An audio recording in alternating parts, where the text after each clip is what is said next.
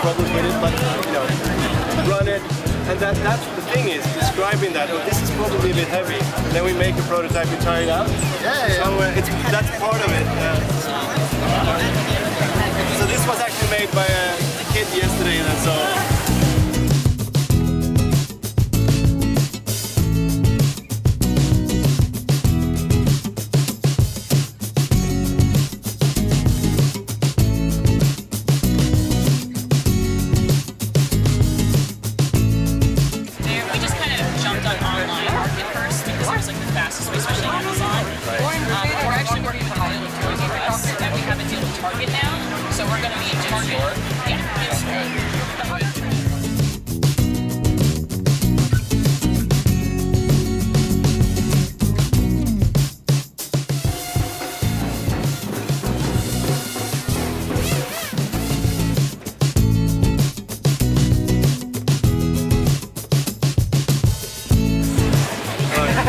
Copyright, I get goosebumps again because I remember the moment.